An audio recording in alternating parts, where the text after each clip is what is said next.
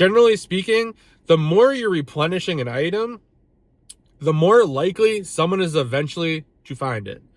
Everything I've been on, someone has found it eventually. In today's video, I'm going to cover the pros and cons of replenishables. I recently got myself in a pretty sticky situation with replenishables. Got myself out of it. I'm going to cover all that.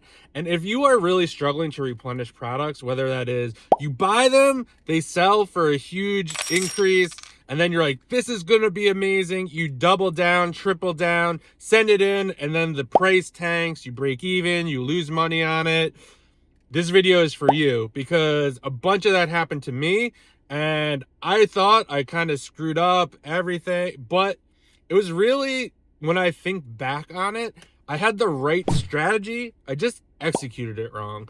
And a lot of times this can happen in Amazon where you're doing the right thing or you have the right idea, you just don't execute it well. So I'm going to cover all that for you right now. So how did I even get into this mess?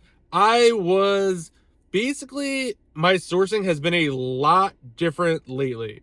I've been trying to find more unique listings where maybe Amazon is on the listing, but they're sharing the buy box. Amazon is not on the listing. There's no sales rank. There's no buy box. Stuff that is high rank because it hasn't really been in stock, and it doesn't sell a ton when it is in stock, but because you're the only person on the listing, you get all the sales, or competing against bigger sellers that look to share the buy box evenly, but sometimes that rotation stops.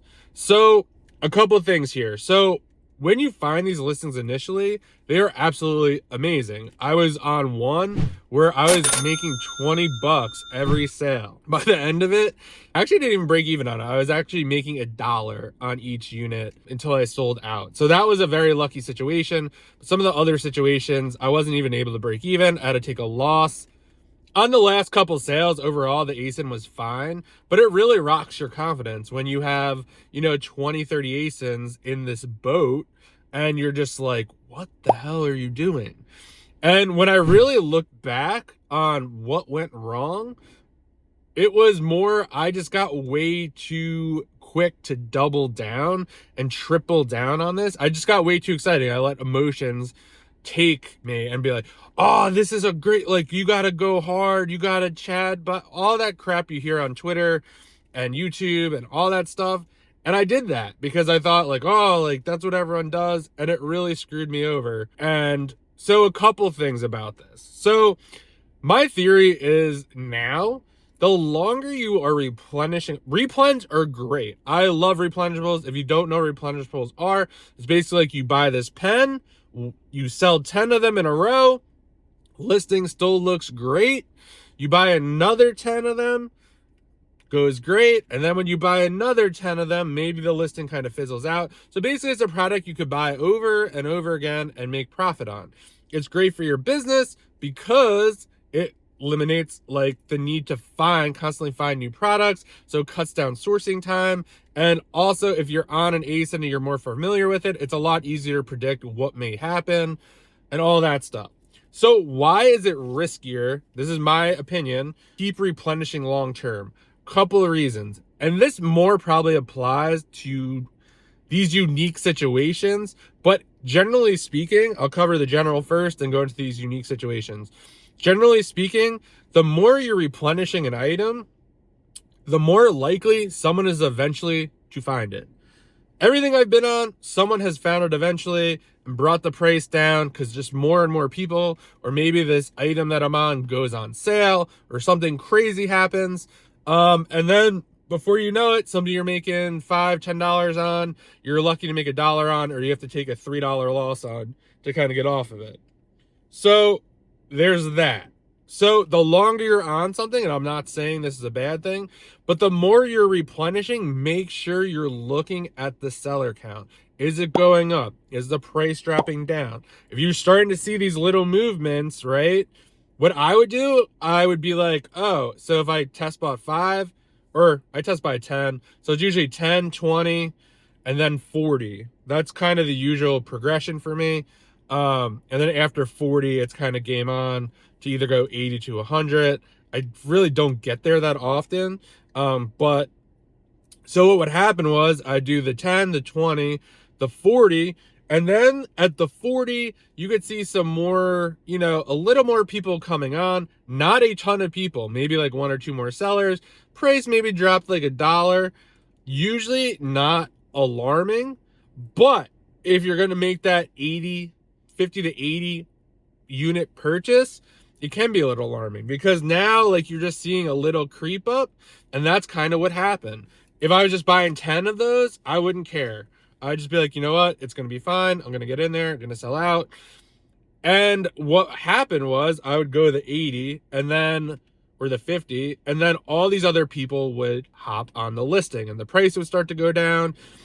You do get more buy box share for kind of being on the listing and staying in stock, but sometimes it's just not enough for the amount of sellers that come on the listing. So that's in a general sense.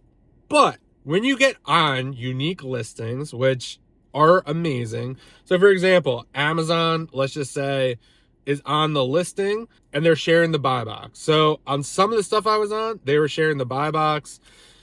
Like they were only in the buy box like 10% of the time. So pretty crazy. And the Keep It chart, it did not look like that, but that was kind of the case. So I was doing great. I was making a ton of money on this product. And then all of a sudden, Amazon's buy box rotation share, they went from 10 to 50. And when they went from 10 to 50% rotation, another like 10 people came on the listing. So now it was me, Amazon, and like 2 or 3 other people. Now there's like 10 to 15 people on there. Amazon is taking 50% of the sales away. So now you are kind of stuck with this product. Unless you really want to liquidate it, you're competing against Amazon. There's some stuff that I was competing against Amazon on where they just basically just kept going down and bringing the price down. So in these unique situations, you have to be aware of that. Number 2, stuff without sales rank and stuff with no buy box. These listings can be absolutely amazing. I have made a ton of money on these. But again, as you're replenishing more and more, you have to be more careful because once other people finally catch on, these listings are really, really, really hard to liquidate. Why? There's no buy box. When there's no buy box, it makes it extremely hard to reprice that inventory. When there's no sales rank, it's totally unpredictable what will happen on this listing. So when there's no buy box, now you're competing against merchant fulfilled sellers and everyone else in the buy box or not the buy box, FBA. And I was on some of these listings, and what would happen is you get on, everything is going great, and then when you double, triple down on these, everyone else catches on. So now you're on something where, let's just say it sells like 20, 30 a month. You're getting all of those sales for the most part because it's like you and one other person. But now there's like, let's say 15, 20 people on there. Well, now you're only going to get like 3 to 4 of those sales. And then if you went like, I don't know, 20 deep even, like it's going to take you a couple months or maybe 2 or 3 months just to get off of there. And that's probably at break even or losing money. So what I've kind of taken away from all of this is I don't necessarily, my initial thought was, hey, stop buying stuff that has no sales rank, only has a buy box, and Amazon is not on it. The Amazon not on it one, I think I'm going to stay away from that stuff. But the no sales rank and the no buy box or a higher sales rank with not a lot of sellers, I didn't have the wrong strategy, or I just executed it poorly instead of just kind of feeding Amazon a little at a time. So maybe I should have just bought like 20 every 2 weeks, 20 every 2 weeks. And then just, if the listing kept going well, just keep doing that. What is the big deal? Instead of going 50 and going really hard and then getting stuck with all this inventory, because that's kind of where I was at.